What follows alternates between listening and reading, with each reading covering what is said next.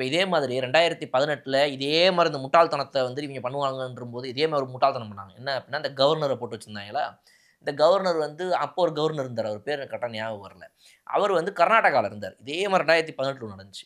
என்ன பண்ணாங்கன்னா, பாஜக வந்து ஆட்சி அமைக்கிறதுக்கு கூப்பிட்டுட்டாய்ங்க. எதுக்கு அப்டின்னா, காங்கிரஸும், ஜேடிஎஸும் சேர்ந்து அங்க வந்துட்டு ஒரு கோயலிஷன்ல வந்துட்டு அவங்க சேர்ந்து வந்து ஒரு 115 சீட்டோ, 118 சீட் வச்சிருக்காங்க. 112 போதும். கர்நாடகா ஸ்டேட் அசெம்பிளில. நம்மளது மாரி 118 இல்ல. 112 போதும் அங்க. ஏன்னா நம்மள மாரி 234 கிடையாது அவங்க. அவங்க வந்து 220 சொச்சம் ஏதோ. அதனால வந்துட்டு அவங்கள சரி ஓகேன்னு சொல்ட்டாங்க. அவங்களும் போயிட்டு நம்ம தான் ஃபார்ம் பண்ண போறோம். ஏய் ஓகே டாடா ரெடி அப்டின்ட்டு காங்கிரஸ், ஜேடிஎஸும் போறாங்க. இவங்க என்னன்னு பார்த்தீங்கன்னா, ஆளுநர் வந்துட்டு பாஜகவ கூப்ட்டு, பாஜக வாங்க நம்ம ஆட்சி அமைக்கலாம்ன்னு அவங்கள கூப்பிடுறாங்க. யாருக்குமே ஒண்ணும் புரியல அந்த நேரத்துல. காங்கிரஸ்லாம் வந்து செம காண்டாயிட்டாங்க அந்த நேரத்துல. "என்னய்யா நாங்க வந்து கூட்டணியா இவ்ளோ அதிகம் வச்சிருக்கிறோம்.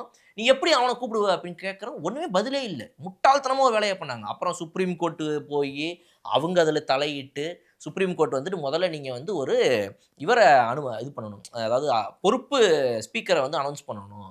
அப்ப அந்த ஸ்பீக்கர நீங்க அப்பாயிண்ட் பண்ணதுக்கு அப்புறமா, அந்த புரோடெர்ம் ஸ்பீக்கர் வந்துட்டு ஆட்சி அமைக்கிறதுக்கு வந்து எம்.எல்.ஏக்கள் எல்லாரையுமே வந்துட்டு அந்த இடத்துல ஸ்வேரிங் செரமனி நடத்துவாரு. எம்.எல்.ஏக்கள் இது பண்ணுவாங்க. உங்களுக்கு 2 நாள்லேருந்து 15 நாள் வரைக்கும் டைம் இருக்குது.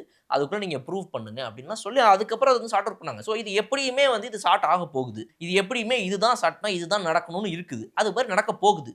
அத இவ்வளோ நாள் ஹோல்டு பண்றனால உங்களுக்கு என்ன கிடைச்சிரும்? அத இவ்வளோ நாள் ஹோல்டு பண்றனால உங்க டெசிஷன் மாறப்போகுதா கடைசில? இல்ல. நடக்கிறது தான் நடக்க போகுது. அப்ப இதுல என்ன கிடைக்குது? வேஸ்ட் ஆஃப் யாரோட டைம்? அப்படின்றது தான் என் கேள்வி. மக்களோட டைம் இங்க வேஸ்ட் ஆகுது. நம்மளோட டைம் இங்க வேஸ்ட் ஆகுது. இத பத்தி நம்ம வந்து அடுத்து இப்ப என்ன பேசிட்டு இருந்திருக்கணும் அப்படின்னா வந்துட்டு, தாவேக்கா ஆட்சிக்கு வந்துருச்சு. முதல் தாவேக்கா கையெழுத்து என்ன என்னவா பண்ணுது? இருந்திருக்கும்? முதல்வர் என்ன சொல்லப் போறாரு? அவருடைய முதல் கையெழுத்து என்னவா இருக்க போகுது? மக்களுக்கு இங்க என்ன மாறப்போகுது? மாற்று ஆட்சின்னு வந்தாங்களே, என்ன மாற்று குடுத்து வந்திருக்காங்க? அதெல்லாம் பேச வேண்டிய நேரம் இது.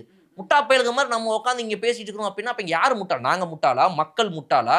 இல்ல வந்து அந்த கட்சி வந்து முட்டாளா? இல்ல ஓட்டு போட்ட மக்களா? அம்புட்டு பேரும் உங்களுக்கு முட்டாளா? அவங்கள அவமதிக்கிற செயலா தான் இது பார்க்கப்படுது. பைத்தியக்காரத்தனத்து பாஜகன்ற பேருக்கு வந்து நான் இத்தன நாளா வந்து அது என்னமோ நெனச்சுட்டு இருந்தேன். இது வந்து இந்த பைத்தியக்கார ஜனதா கட்சி அப்படின்னு இவங்க வச்சுக்கிறது நல்லதுன்னு நெனைக்கிறேன்.